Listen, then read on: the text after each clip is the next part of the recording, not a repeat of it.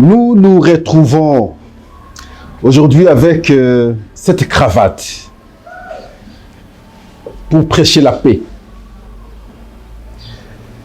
Cette cravate pour prêcher l'unité. Parce que dans cette allure, il faudrait que nous, Congolais, nous puissions nous regarder nous-mêmes. J'ai reçu beaucoup de vos appels, de part en part. Je remercie beaucoup nos amis qui sont en Suisse, ils m'ont beaucoup appelé. En France, on m'a beaucoup appelé. Au Canada, on m'a beaucoup appelé. En Belgique, n'en parlons pas. L'Afrique du Sud, j'ai eu beaucoup d'appels. Et je suis sur place ici, à Kinshasa. Mais Pascal, nous voulons avoir votre avis sur cette aventure avec Corneille Nangaa, où beaucoup de membres du PPRD ont adhéré et présenté officiellement. Que dites-vous, Pascal? J'ai reçu beaucoup d'appels. Je me suis dit, je ne saurais pas répondre comme ça à chaud. Parce qu'il faut apprécier cette question. Il faut l'étudier. Il faut chercher à comprendre les motivations. Comment les gens se sont arrivés, se sont déplacés jusqu'à Kishanga, je pense. Comment? Ils ont fait comment? Et c'est comme ça que je me suis dit, je prends mon temps, je prends le recul, je reviens pour analyser avec vous cette question. Henri Magie, Yannick Tissola, Adam Chaloué, sans compter ceux qui étaient partis déjà avant, peut-être que nous ne connaissons pas. Tous deviennent maintenant membres de l'Alliance Fleuve Congo, de Corneille Nangaa.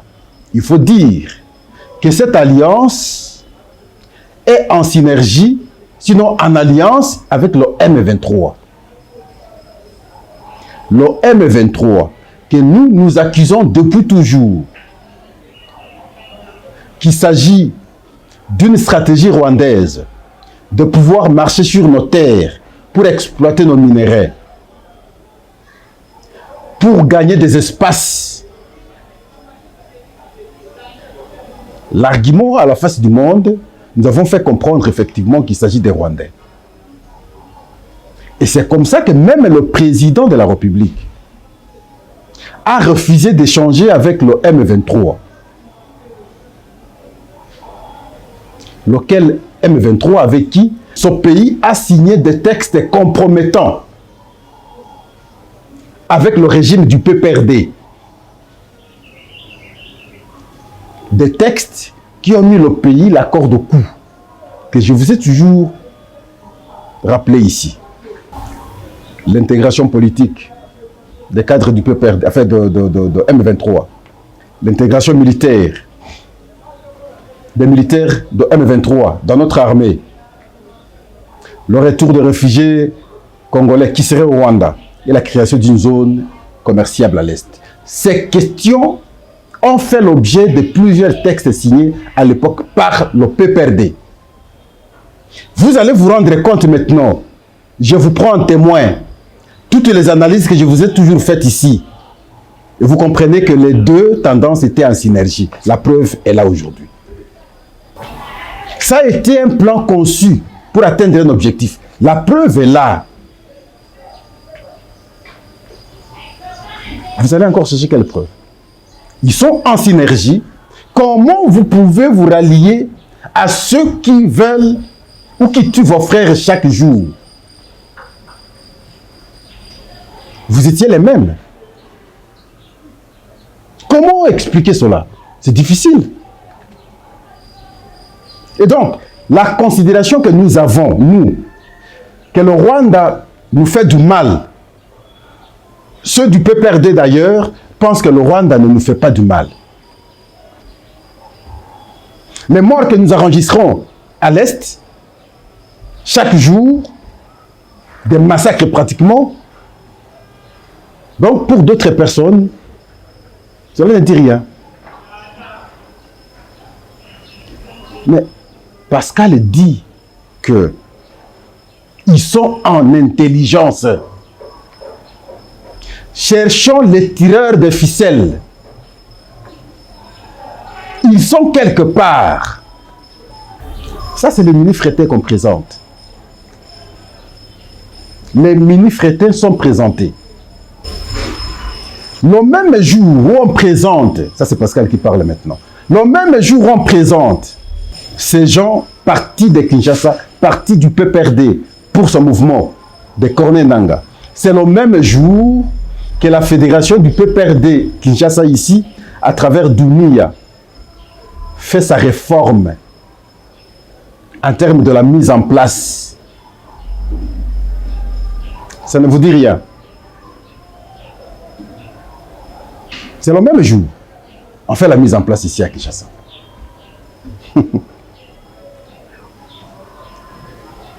Parce qu'ils travaillent en synergie, comme je vous ai dit, avec le M23. Là, ils ont mis de l'eau dans le moulin de Kagame, qui trouvera un argument pour dire que, vous voyez, ça c'est les Congolais contre leur propre pays. Ça n'a rien à voir avec moi. Donc, ils font le jeu clair du Rwanda. Et les textes les disent bien. Les textes qu'ils avaient signés, je ne veux plus dire nous avons signé, même si ils se sont engagés au nom de la République. Les textes qu'ils avaient signés le 23 mars 2009, les textes qu'ils avaient signés à travers l'accord cadre d'Addis Abeba, le 14 février 2013, les textes qu'ils avaient signés en termes d'accord de Kampala, le 11 novembre 2013, les textes qu'ils avaient signés en termes de déclaration à Nairobi, le 12 décembre 2013, et les textes qu'ils avaient signés en synergie avec ces gens. La preuve est ici aujourd'hui. Les deux partis qui ont signé hier réfléchissent de la même manière contre le pays. Et parce que ces dispositions-là étaient contre le pays, nous y sommes. On sert le Rwanda maintenant. Le Rwanda aura un argument. Et j'étais en train même de réfléchir. Le tour que le chef de l'État fait maintenant, le tour diplomatique, ça ne sert à rien de mon point de vue. Parce que cet argument sera battu par Kagame. Du fait qu'on voit les Congolais aujourd'hui créer un mouvement sous le M23. Une stratégie montée. Ah, c'est pas possible. Mais la question que moi je me pose, comment ils ont pu avoir des militaires? À quel moment? À quel moment ils ont formé les militaires pour que ces militaires aujourd'hui résistent à la force des FARDC? À quel moment? Vous allez comprendre qu'ils travaillent avec le Rwanda. C'est les militaires rwandais qui les appuient. Les finances, parce que pour faire la guerre, il faut avoir suffisamment de moyens. D'où proviennent ces moyens? Le tireur de ficelle est ailleurs. D'où trouve-t-il les moyens pour faire la guerre? Nous, comme pays, nous souffrons pour financer la guerre. Ces individus qui ici n'avaient pas de moyens, mais du coup ils font la guerre, d'où trouvent-ils les moyens de nous faire la guerre? Les moyens viennent d'ailleurs. Nous devons offrir l'œil et les bons et réfléchir. Ce qui m'énerve parfois, c'est la distraction que nous voyons. Je vais revenir à ça. Comment ils ont pu quitter, beaucoup de questionnements de la part de Pascal aujourd'hui, comment ils ont pu quitter Kinshasa jusqu'à la partie est où il y a guerre sans qu'ils ne soient détectés par les services de sécurité? Comment? Ou alors, nos services sont défaillants. Ils quittent Kinshasa, ils prennent l'avion, ils prennent le bateau, ils prennent le véhicule, ils vont province par province, jusqu'à arriver là. Sans être suspectés par les services. Comment c'est arrivé? Autant avec Jean-Jacques Mambalafon, que c'est lorsqu'il sortait. Monsieur le Président de la République, avec beaucoup de respect, le regard doit être tourné vers les services de sécurité. Qu'est-ce qui se passe? 2. Est-ce qu'ils sont en contact avec Nanga? C'est lorsqu'ils se sont retrouvés là-bas ou ils étaient déjà en contact avec Nanga à partir de Kinshasa? Et Pascal répond, dit, visiblement, ils étaient en contact avec Nanga à partir de Kinshasa. Et que disent les services de sécurité par rapport à ça? Comment on ne peut pas nous démontrer son réseau qui fait que les contacts soient pris ici à Kinshasa? Les services ne nous disent rien. D'autres sont encore... Quand Mambe est parti, nous avons dit que d'autres vont rejoindre Nanga. Mais nous avons crié, nous avons dénoncé, nous avons annoncé. C'est arrivé. Comment on n'a pas pu chercher à comprendre comment ce réseau fonctionne? L'autre élément, nous avons suivi, même quand on a arrêté les députés provinciaux de l'ensemble à Goma. C'est un colonel qui quittait le Congo central, il est venu ici, il est parti. C'est le colonel qui va alerter les services. Ce n'est pas les services qui ont compris le fonctionnement.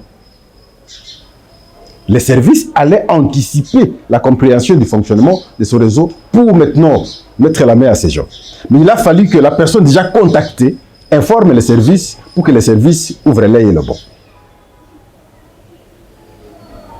Quelque part, ça ne marche pas. Les téléphones, comment les gens entrent en contact avec ceux de la rébellion, entrent en contact avec de l'agression ou la rébellion, entrent en contact avec ceux qui sont ici, et sans que les services ne soient informés. Même si par téléphone on n'a pas pu, comment les gens qui se déplacent comme ça? Et visiblement, ils sont allés ensemble. Ils vont prendre le vol, peut-être ils arrivent à Goma, je ne sais pas à quel endroit, et puis finalement pour entrer et puis partir.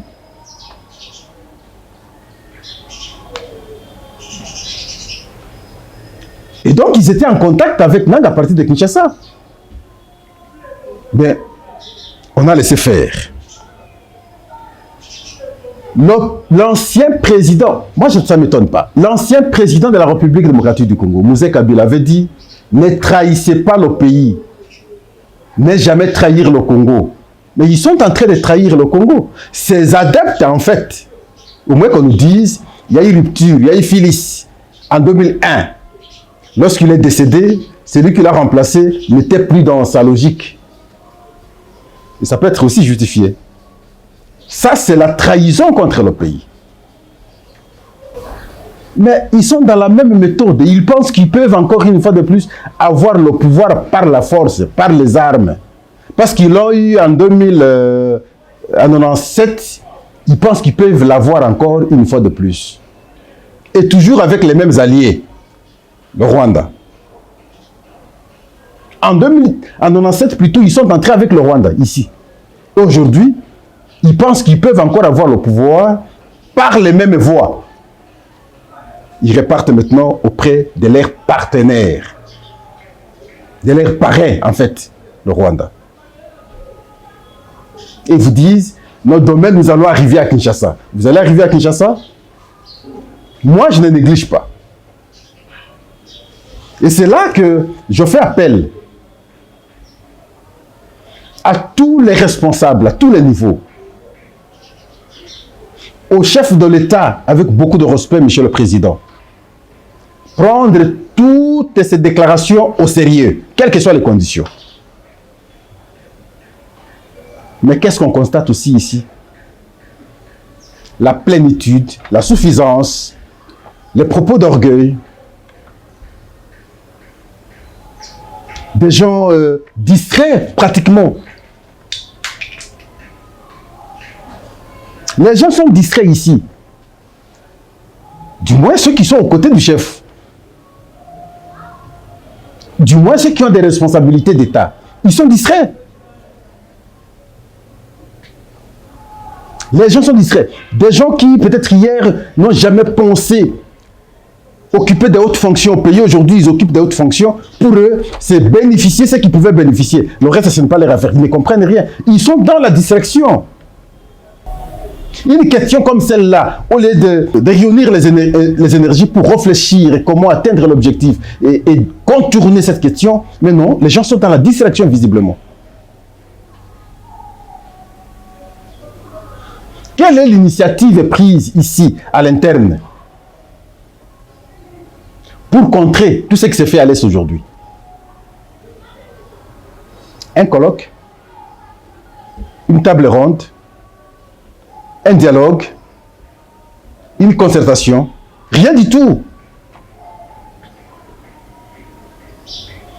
La distraction est palpable, visible. Question de regarder comment la ville est devenue. Très sale partout. Kinshasa est devenue très sale. Je passe la fois passée par l'avenue Tchati. Même à l'entrée du palais de la nation. Des sables partout, on ne balaye pas. L'avenue Tchati est, en tout cas, je ne sais pas, dans un état honteux. Ça sont des endroits de référence qui devraient être propres. Mais quand vous y allez aujourd'hui, c'est honteux. Pourquoi? Parce que nous sommes dans la distraction aujourd'hui. Les gens sont dans la distraction. Vous venez ici, dans les communes environnantes, pour ne pas aller loin, commune de Barumbu, commune de Kinshasa, commune de Lingoual, tout ça, aucune avenue, aucune route, tout est délabré. Vous avez un véhicule, vous ne savez pas passer. Mais les gens risquent de donner même raison à ces gens, à ces familles, à ces aventuriers. On leur donne des béquilles par leur comportement incontrôlé. Curieusement, je suis désolé.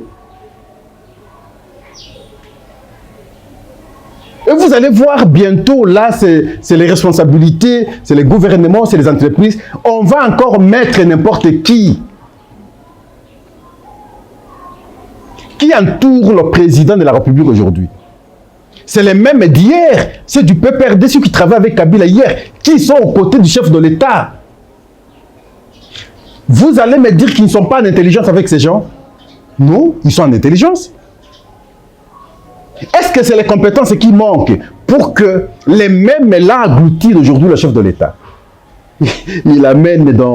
On l'amène dans des trucs imaginaires, inutiles, les réflexions, faisons ceci, cherchons les chefs coutumiers, faisons... Mais ça résout quel problème? Ça résout quel problème? Ça fait mal lorsqu'on intervient de cette manière. Ça résout quel problème?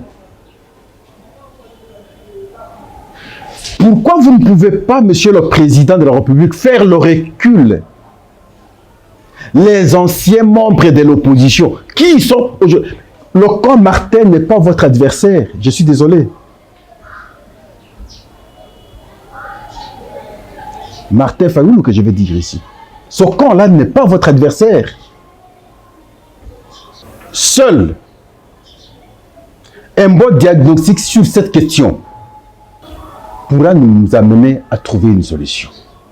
J'ai entendu le PPRD, du moins certains cadres du PPRD à partir d'ici dire bon voilà, ceux qui sont partis, c'est de leur manière, c'est de la même manière comme ceux aussi qui sont partis à l'Union Sacrée. Qu'est-ce que le PPRD a à voir? Mais ici, je m'adresse à ceux-là.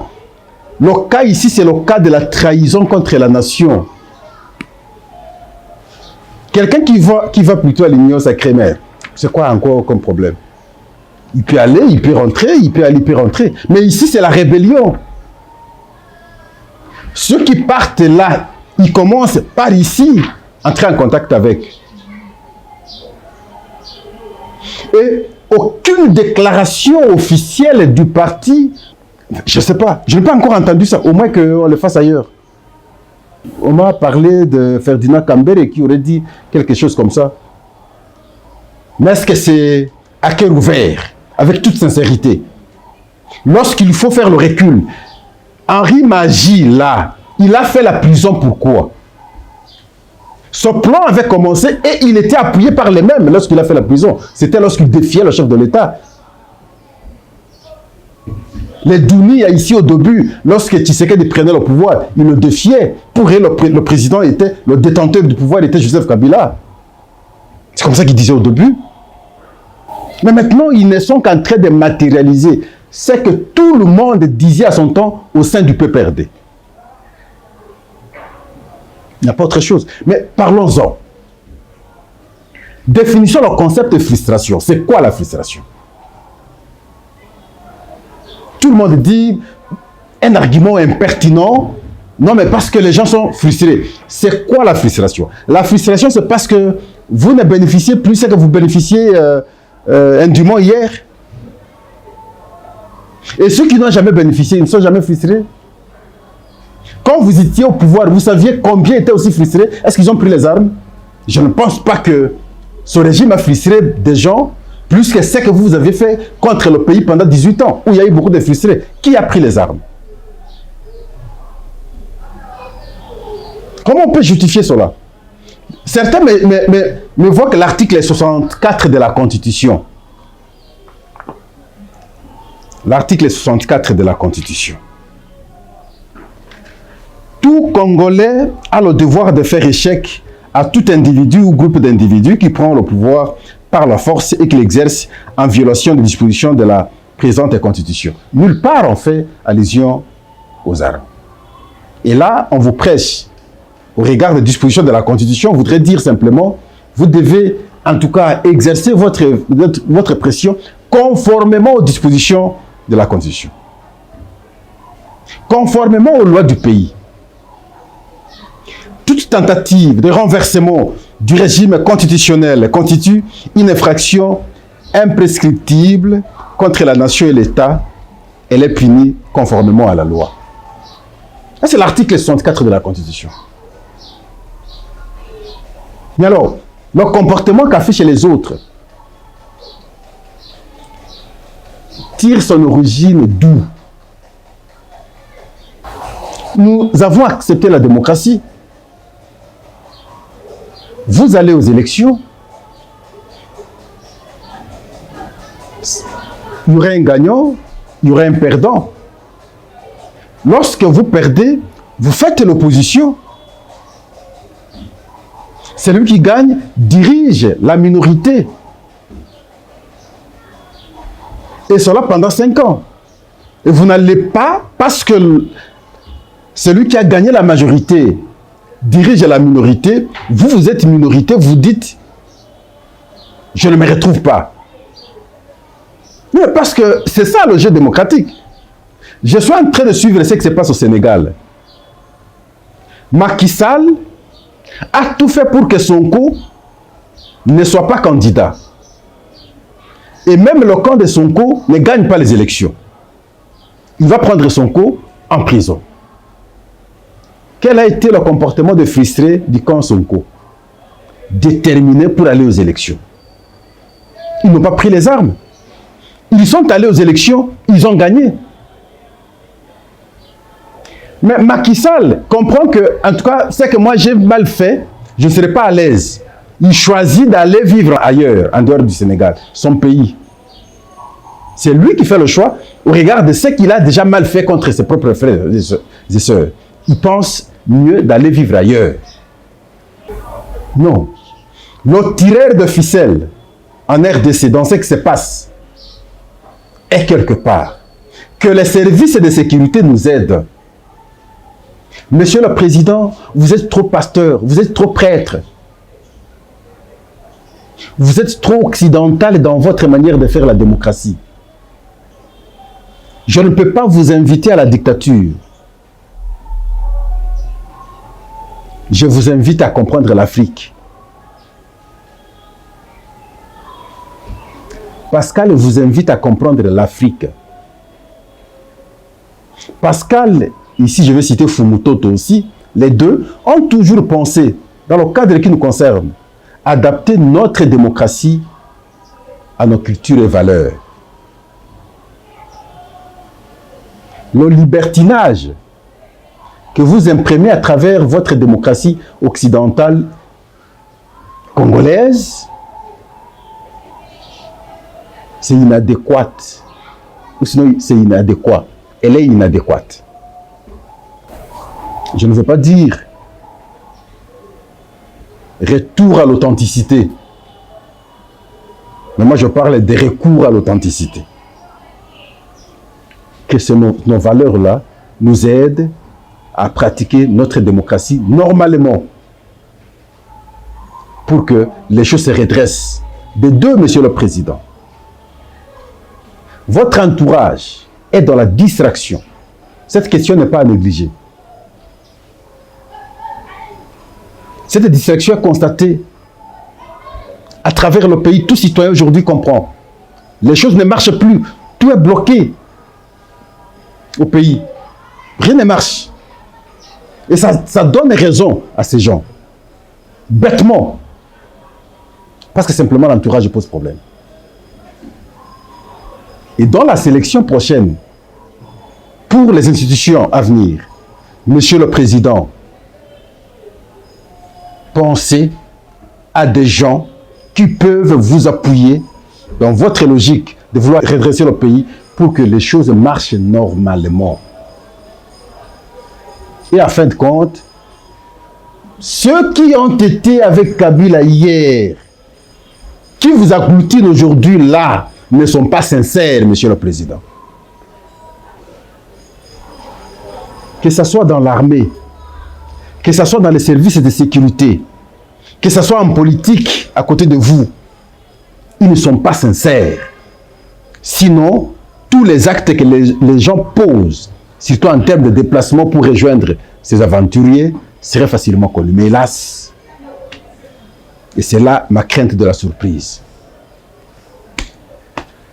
Merci. À la prochaine. Au revoir.